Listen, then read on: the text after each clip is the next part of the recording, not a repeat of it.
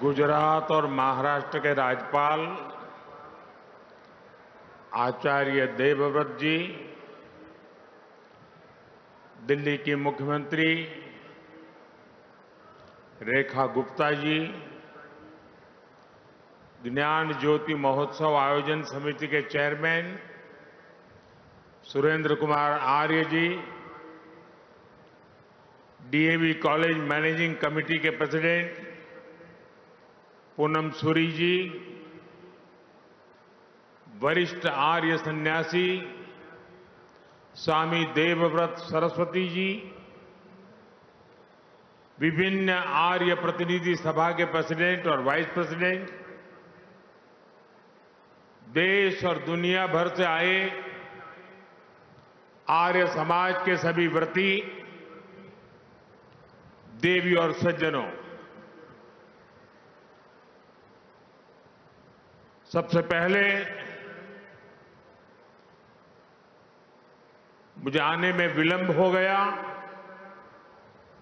इसके लिए आप सबकी क्षमा मांगता हूं।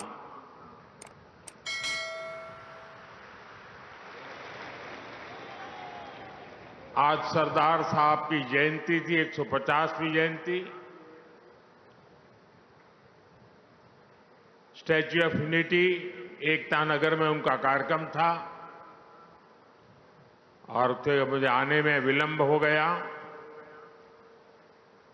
और उसके कारण मैं समय से नहीं आ पाया और इसलिए मैं आप सबकी क्षमा चाहता हूं।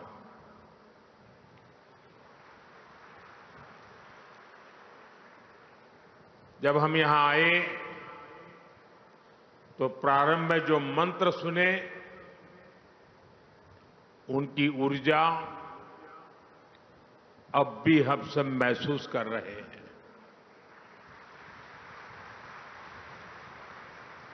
जब भी मुझे आपके बीच आने का अवसर मिला और जब जब मैं आया, वो अनुभव दैवीय अनुभव होता है, अद्भुत अनुभव होता है। और ये स्वामी दयानंद जी का आशीर्वाद है, उनके आदर्शों के प्रति हम सबकी श्रद्धा है। आप सभी विचारकों से दशकों पुरानी मेरी आत्मीयता है कि मुझे बार बार आपके बीच आने का अवसर मिलता है।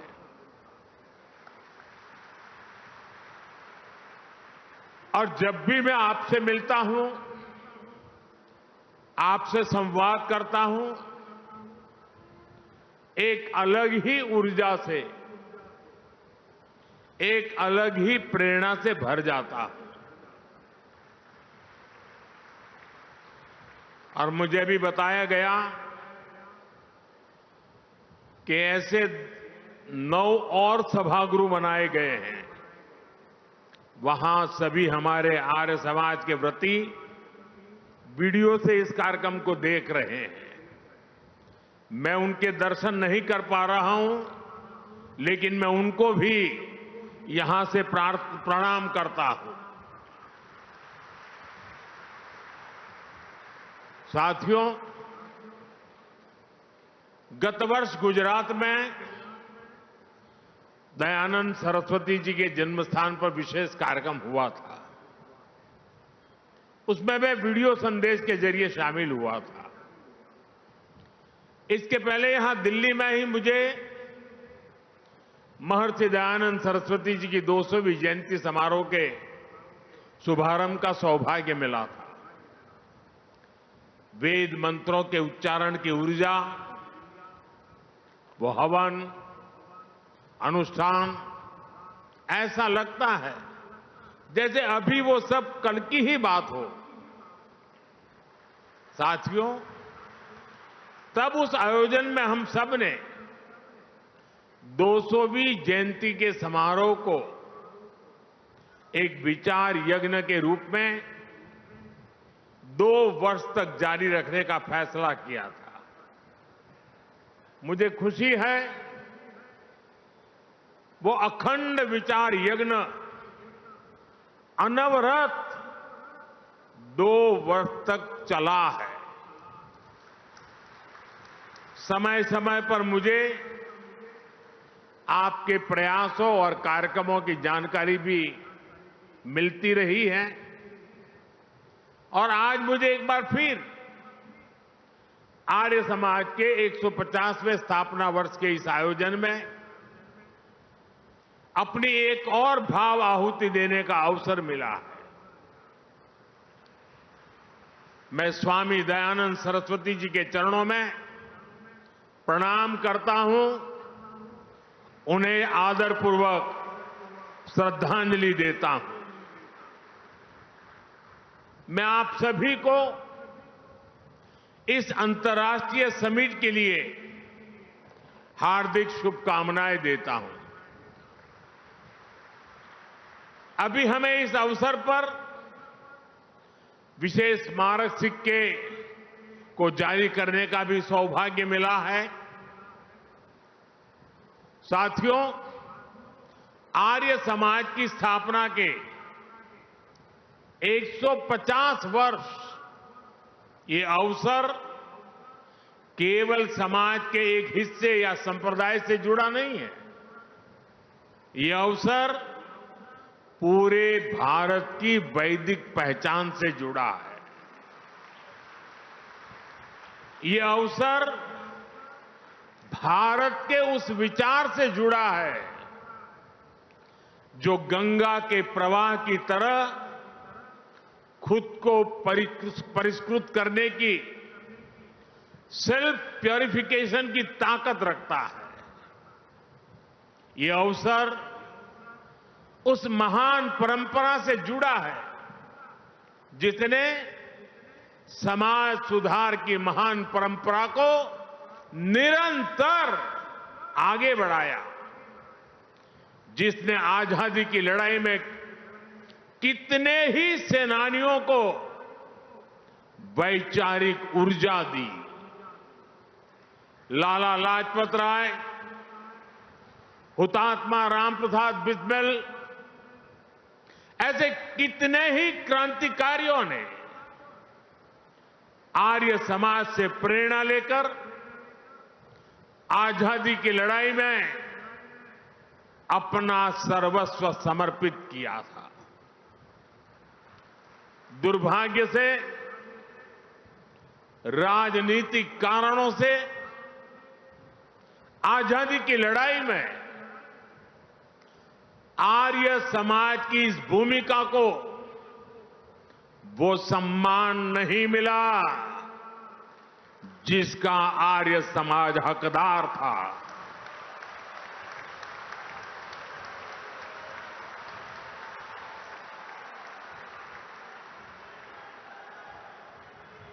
साथियों, आर्य समाज अपनी स्थापना से लेकर आज तक प्रबल राष्ट्र भक्तों की संस्था रही है।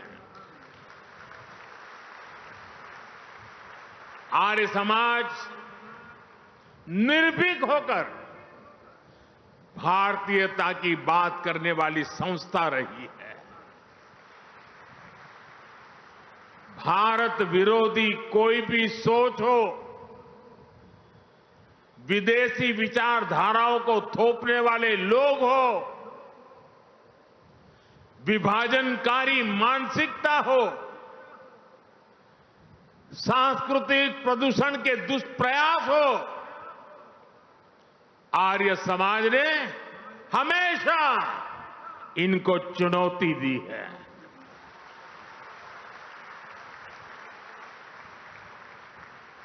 मुझे संतोष है कि आज जब आर्य समाज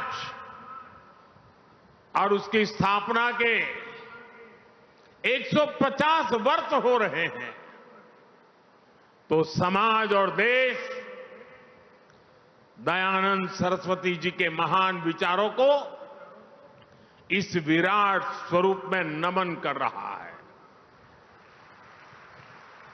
साथियों, स्वामी श्रद्धानंद जैसे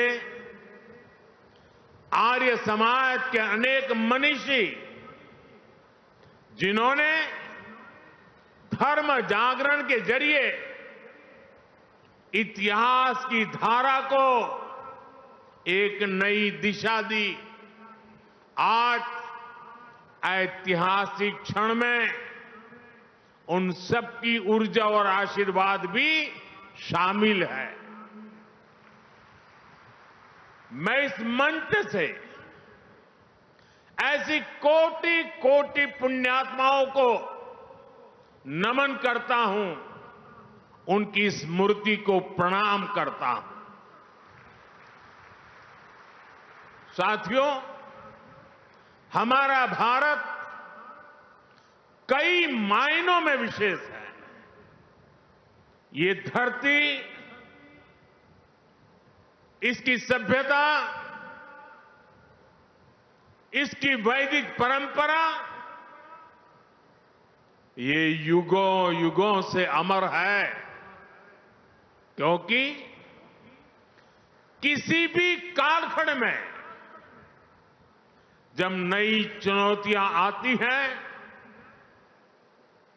समय नए सवाल पूछता है, तो कोई न कोई महान विभूति उनके उत्तर लेकर अवतरित हो जाती है। कोई न कोई ऋषि, महर्षि और मनीषी हमारे समाज को नई दिशा दिखाते हैं। दयानंद सरस्वती जी भी इसी विराट परंपरा के महर्षि थे। उन्होंने गुलामी के कालखंड में जन्म लिया था। सदियों की गुलामी से पूरा देश, पूरा समाज टूट चुका था। विचार और चिंतन की जगह पाखंड और कुरीतियों ने ले ली थी। अंग्रेज हमें हमारी परंपराओं और हमारी मान्यताओं को नीचा दिखाते थे। हमें नीचा दिखाकर वो भारत की गुलामी को सही ठहराते थे। ऐसी परिस्थितियों में नए मौलिक विचारों को कहने का साहस भी समाज खो रहा था। और ऐसे ही मुश्किल समय में एक युवा सन्यासी आता है। वो हिमालय के निर्जन और कठिन स्थानों में साधना करता है, खुद को तपस्या की कसौटी पर तपाता है और वापस आकर वो हीन भावना में फंसे भारतीय समाज को झकझोरता है। जब पूरी अंग्रेजी सत्ता भारतीय पहचान को नीचा दिखाने में लगी थी, जब समाज के गिरते आदर्शों और नैतिकता के पश्चिमीकरण को आधुनिकीकरण के तौर पर पेश किया जा रहा था, तब आत्मविश्वास में भरा वो ऋषि अपने समाज का आह्वान करता है, वेदों की ओर लौटो, वेदों की ओर लौटो। ऐसी अद्भुत विभूति थे स्वामी दयानंद जी।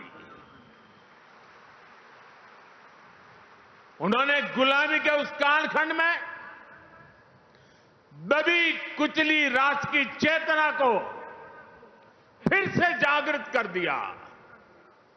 साथियों, स्वामी दयानंद सरस्वती जी जानते थे कि अगर भारत को आगे बढ़ना है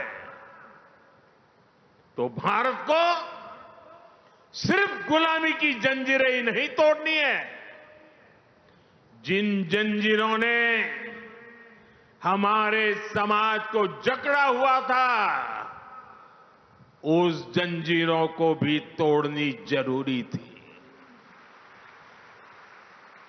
इसलिए स्वामी दयानंद सरस्वती जी ने ऊंच नीच, छूताछूत और भेदभाव का खंडन किया। उन्होंने छुआछूत को जड़ मूल से उखाड़ फेंकने की आह्वान किया। उन्होंने अशिक्षा के खिलाफ अभियान छेड़ा। उन्होंने हमारे वेदों और शास्त्रों की गलत व्याख्या और मिलावट करने वालों को ललकारा। उन्होंने विदेशी नैरेटिव्स को भी चुनौती दी और शास्त्रार्थ की पुरानी परंपरा से सत्य को सिद्ध किया। साथियों, स्वामी दयानंद जी युगदृष्टा महापुरुष थे। वो जानते थे, चाहे व्यक्ति निर्माण हो या समाज निर्माण, उसके नेतृत्व में नारी शक्ति की बहुत बड़ी भूमिका होती है।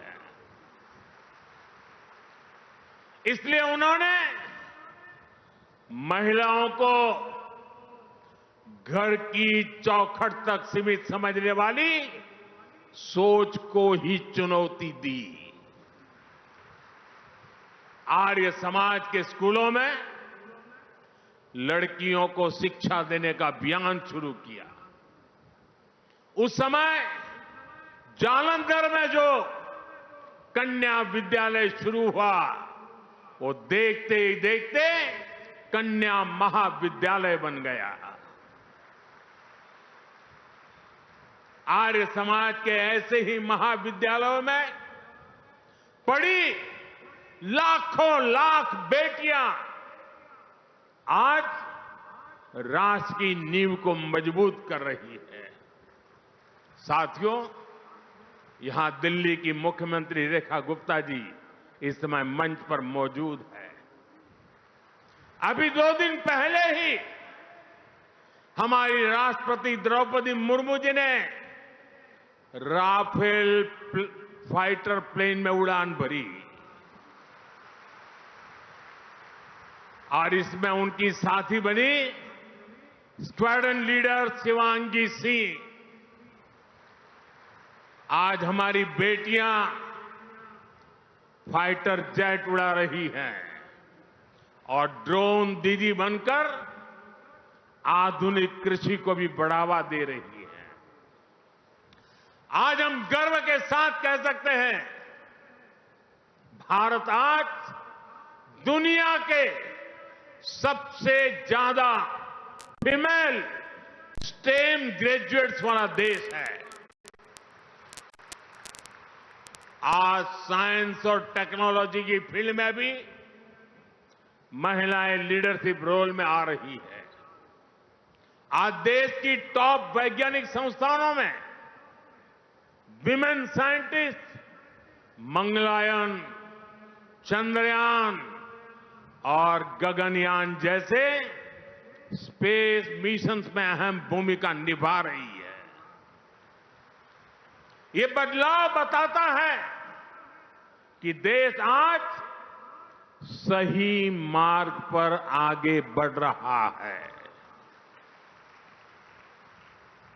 देश स्वामी दयानंद जी के सपनों को पूरा कर रहा है। साथियों, स्वामी दयानंद जी के एक विचार का मैं अक्सर चिंतन करता हूं, उसे कई बार लोगों को बोलता भी हूं। स्वामी जी कहते थे, जो व्यक्ति सबसे कम ग्रहण करता है और सबसे अधिक योगदान देता है, वही परिपक्व है। इन सीमित शब्दों में इतना असाधारण विचार है कि शायद इसकी व्याख्या में कई किताबें लिखी जा सकती हैं। लेकिन किसी विचार की असली ताकत उसके भावार्थ से भी ज्यादा इससे तय होती है। वो विचार कितने समय तक जीवित रहता है, वो विचार कितनी जिंदगियों का परिवर्तन करता है। और जब हम इस कसौटी पर महर्षि दयानंद जी के विचारों को कसते हैं, जब हम आर्य समाज के समर्पित लोगों को देखते हैं, तब हमें लगता है कि उनके विचार समय के साथ साथ और अधिक प्रकाशमान हुए हैं। भाइयों और बहनों, स्वामी दयानंद सरस्वती जी ने अपने जीवन में परोपकारिणी सभा की स्थापना की थी। स्वामी जी के लगाए बीज ने विशाल वृक्ष की तरह कितनी ही शाखाओं को विस्तार दिया है। गुरुकुल कांगड़ी, गुरुकुल कुरुक्षेत्र, डीएवी संस्थान एवं अन्य शैक्षणिक संस्थान, ये सभी अपने अपने क्षेत्रों में लगातार काम कर रहे हैं। जब जब देश पर संकट आया है, आर्य समाज के लोगों ने अपना सब कुछ देशवासियों के लिए समर्पित किया है। भारत विभाजन की विभीषिका में सब कुछ गंवाकर भारत आने वाले शरणार्थियों की सहायता, पुनर्वास और शिक्षा, इसमें आर्य समाज ने कितनी बड़ी भूमिका निभाई, ये इतिहास में दर्ज है। आज भी प्राकृतिक आपदाओं के समय पीड़ितों की सेवा में आर्य समाज हमेशा आगे रहता है। भाइयों और बहनों, आर्य समाज के जिन कार्यों का ऋण देश पर है, उनमें एक अहम कार्य देश की गुरुकुल परंपरा को जीवित रखना भी है। एक समय गुरुकुलों की ताकत से ही भारत ज्ञान विज्ञान के शिखर पर था। गुलामी के दौर में इस व्यवस्था पर जानबूझकर प्रहार किए गए। इससे हमारा ज्ञान नष्ट हुआ, हमारे संस्कार नष्ट हुए, नई पीढ़ी कमजोर हुई। आर्य समाज ने आगे आकर ध्वस्त होती गुरुकुल परंपरा को बचाया। यही नहीं, समय के मुताबिक आर्य समाज के गुरुकुलों ने खुद को परिष्कृत भी किया, उसमें आधुनिक शिक्षा का समावेश भी किया। आज जब देश राष्ट्रीय शिक्षा नीति के जरिए एक बार फिर शिक्षा को मूल्य और चरित्र निर्माण से जोड़ रहा है, तो मैं भारत की इस पवित्र ज्ञान परंपरा की रक्षा के लिए आर्य समाज का आभार भी करता हूं। साथियों, हमारे वेदों का वाक्य है कृण्वन्तो विश्वमार्यम, अर्थात हम पूरे विश्व को श्रेष्ठ बनाएं, उसे श्रेष्ठ विचारों को होकर लेकर के जाएं।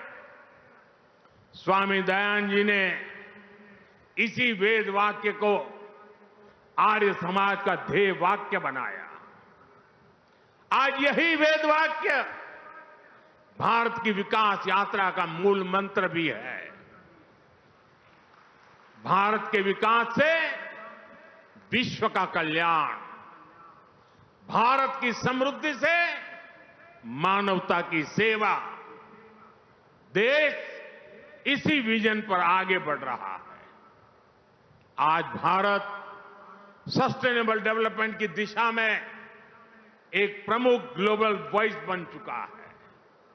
जिस तरह स्वामी जी ने वेदों की ओर लौटने का आह्वान किया था, उसी तरह आज भारत वैदिक जीवन पद्धति और आदर्शों की ओर लौटने की बात ग्लोबल स्टेज पर कर रहा है।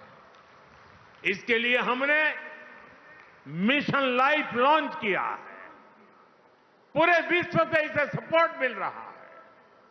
One sun, one world, one grid vision के जरिए हम क्लीन एनर्जी को भी एक ग्लोबल मूवमेंट में बदल रहे हैं। हमारा योग भी आज अंतर्राष्ट्रीय योग दिवस के जरिए दुनिया के 190 से ज्यादा देशों में पहुंच चुका है। जीवन में योग को अंगीकार करने की, योगमय जीवन जीने की ये पहल, पर्यावरण से जुड़े लाइफ जैसे मिशन, ये वैश्विक अभियान पूरी दुनिया आज जिनमें रुचि दिखा रही है। आर्य समाज के लोगों के लिए तो ये उनके जीवन और अनुशासन का हिस्सा है। सादा जीवन और सेवा की भावना, भारतीय वेशभूषा और परिधानों का प्राथमिकता, पर्यावरण की चिंता, भारतीयता का प्रचार प्रसार, आर्य समाज के लोग आजीवन इसमें लगे रहते हैं।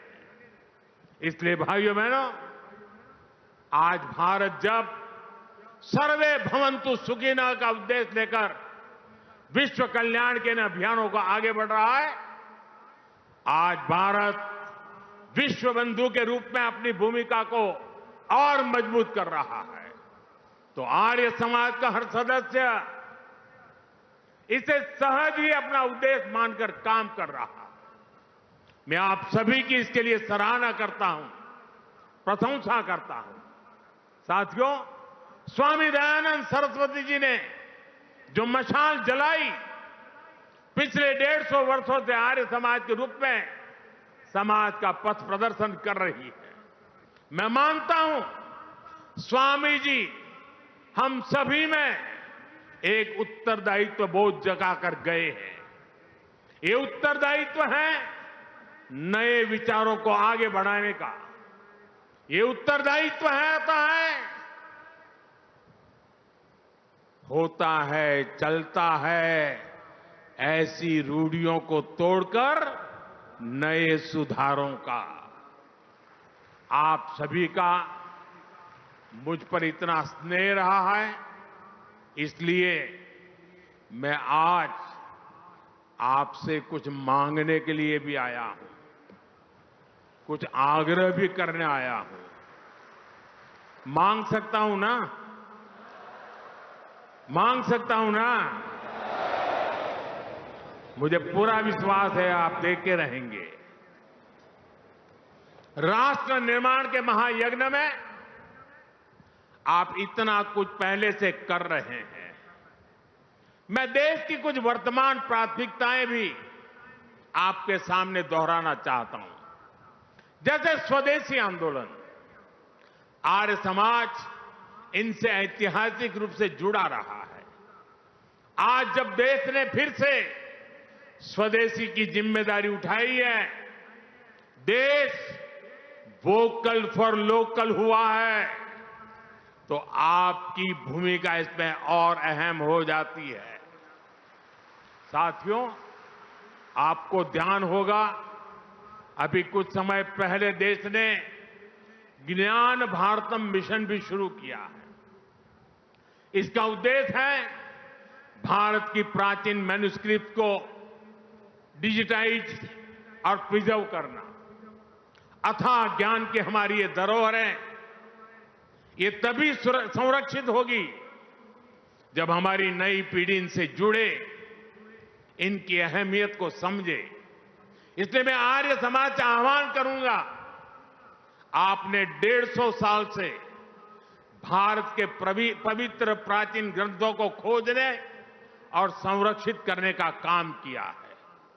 हमारे ग्रंथों को मौलिक रूप में बचाने का काम कई पीढ़ियों से आर्य समाज के लोग करते आ रहे हैं। ज्ञान भारतम मिशन अब इसी प्रयास को राष्ट्रीय स्तर पर लेकर जाएगा। आप इसे अपना ही अभियान मानकर इसमें सहयोग करें और अपने गुरुकुलों के जरिए, अपने संस्थानों के जरिए युवाओं को मैन्युस्क्रिप्ट के अध्ययन और शोध से भी जोड़े। साथियों, महर्षि दयानंद जी की 200वीं जयंती के अवसर पर मैंने यज्ञ में प्रयोग होने वाले अनाजों की चर्चा की थी। हम सब जानते हैं यज्ञ में श्री अन्न की कितनी अहमियत होती है। जो अनाज यज्ञ में इस्तेमाल होते हैं उन्हें विशेष रूप से पवित्र माना जाता है।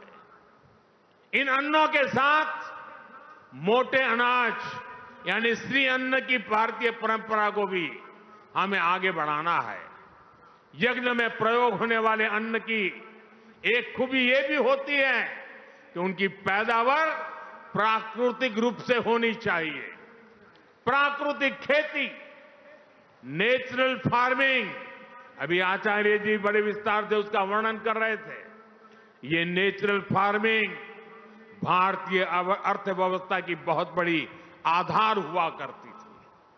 आज एक बार फिर दुनिया उसके महत्व को समझने लगी है। मेरा आग्रह है, आर्य समाज नेचुरल फार्मिंग के आर्थिक और आध्यात्मिक पहलू के प्रति भी लोगों को जागरूक करे। साथियों, एक और विषय है, जल संरक्षण का भी है। आज देश गांव-गांव साफ पानी पहुंचाने के लिए जल जीवन मिशन पर काम कर रहा है। जल जीवन मिशन अपने आप में दुनिया का सबसे बड़ा अनूठा अभियान है। लेकिन हमें ध्यान रखना है, पानी पहुंचाने के संसाधन तभी काम करेंगे जब आने वाली पीढ़ियों के लिए पर्याप्त पानी बचेगा। इसके लिए हम ड्रिप इरिगेशन से खेती को बढ़ावा दे रहे हैं। देश में 60,000 से ज्यादा अमृत सरोवर बनाने का भी काम हुआ है। हमें चाहिए सरकार के इन प्रयासों के साथ साथ समाज खुद भी आगे आए। हमारे यहां गांव-गांव तालाब, सरोवर, कुआं और वापी होते थे। बदलते हालातों में उनकी उपेक्षा होती गई और वो सूखते चले गए। हमें लोगों को अपने इन प्राकृतिक संसाधनों को बचाने के लिए निरंतर जागृत करना है। कैच द रेन जो सरकार का अभियान है, रिचार्जिंग वेल बनाने का जो अभियान है, वर्षा का पानी का उपयोग रिचार्जिंग के लिए करना, ये समय की मांग है। साथियों, बीते काफी समय से देश में एक पेड़ मां के नाम अभियान भी खूब सफल हुआ है। ये अभियान केवल कुछ दिनों या वर्षों का नहीं है, वृक्षारोपण सतत चलने वाला अभियान है। आर्य समाज के लोग इस अभियान से भी ज्यादा लोगों को जोड़ सकते हैं। साथियों, हमारे वेद हमें सिखाते हैं, संगच्छध्वम संवदध्वम संवो मनासी जानताम, अर्थात हम एक साथ चले, एक साथ बोले और एक दूसरे के मन को जाने, यानी एक दूसरे के विचारों का सम्मान करें। वेदों के इसी आह्वान को हमें राष्ट्र के आह्वान के रूप में भी देखना है। हमें देश के संकल्पों को अपना संकल्प बनाना है। हमें जन भागीदारी की भावना से सामूहिक प्रयासों को आगे बढ़ाना है। इन 150 वर्षों में आर्य समाज ने इसी भावना से काम किया है। इसी भावना को हमें निरंतर सशक्त करना है। मुझे विश्वास है महर्षि दयानंद सरस्वती जी के विचार इसी तरह मानवता के कल्याण का मार्ग प्रशस्त करते रहेंगे। इसी कामना के साथ एक बार फिर आप सभी को आर्य समाज के 150 वर्ष की हार्दिक शुभकामनाएं देता हूं। आप सबका बहुत बहुत धन्यवाद। नमस्कार।